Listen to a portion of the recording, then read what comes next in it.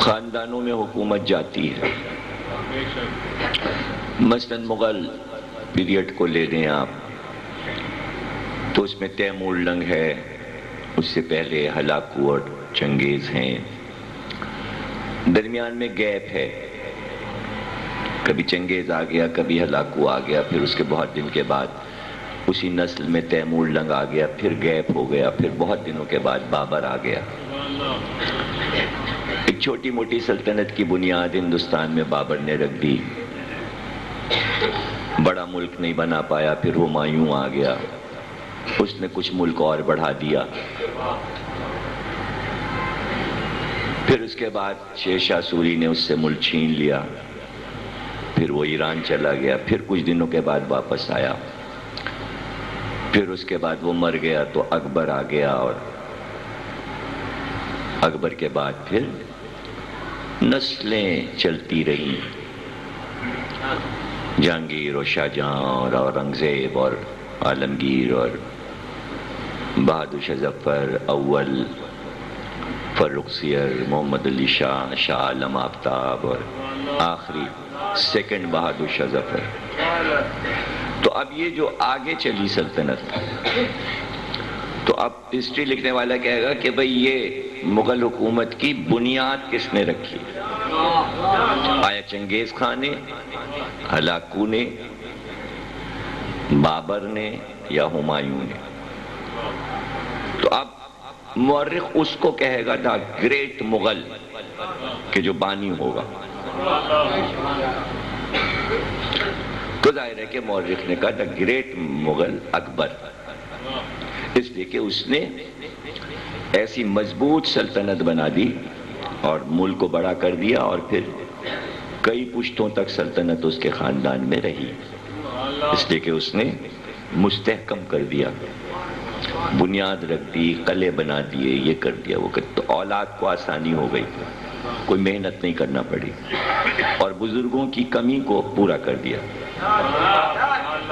تو یہ ضروری نہیں کہ بنیاد رکھنے والا شروع میں آئے، کہیں بیچ میں بھی آ سکتا ہے. یہ دیکھا جائے گا گریٹ کون ہے، جو اپنے ماضی کو بھی محفوظ کر رہا ہے اور مستقبل کو محفوظ کر رہا ہے.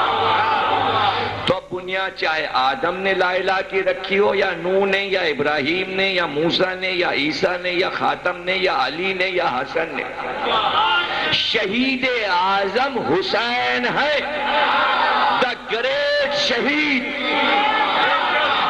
بانی، بنیاد. اس لیے کہا حسین منی و انا من الحسین، مجھ سے ہے حسین لیکن میں حسین سے ہوں، میں حسین سے.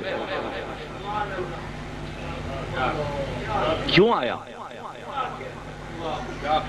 گویا اس کا پورے ایک لفظ جو معصوم کی زبان پہ ہے اس کا بیک گراؤنڈ ہوتا ہے. بے اذن الہی کوئی لفظ معصوم کی زبان پہ نہیں آتا، وحی کی طرح لفظ آتا ہے، اور وحی نبی پہ آتی ہے. اس کے معنی نبی پہ کوئی وحی اتر چکی تھی. اس جملے کے لیے کہ نواسے نے کہا،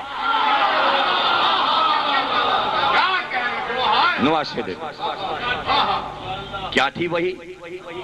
وہی یہ تھی کہ ابو قبیس کی پہاڑی تھی، ربیع الاول کا مہینہ تھا، 14ویں کا چاند آسمان کی وسعتوں میں مسکرا رہا تھا، اور سارے کفار، بڑے بڑے 7 کافر ابو جہل کے ساتھ، اور سارے کافر جو ان کے خادم تھے پیچھے پارٹی والے کھڑے تھے، اور نبی پکار پکار کے کہہ رہے تھے قولوا لا الہ، کہو لا الہ، کہو لا الہ، کہو لا الہ. ایک بار ابو جہل آگے بڑھا اور کہا نہیں کہیں گے. عبداللہ کے بیٹے کون سا نیا دین لے کے آیا ہے؟ اور اگر تجھے منوانا ہے کہ تیرا رب ہے کوئی تو اس چاند کی طرف دیکھ اور اس کو توڑ کر 2 ٹکڑے کر دے تو ہم کہیں گے لا الہ. ایک بار نبی جلال میں مڑے، کہا ابھی ٹوٹے گا چاند مگر تم لا الہ نہیں کہو گے، اس لیے کہ تم سب کی لاشیں میں بدر کے میدان میں دے.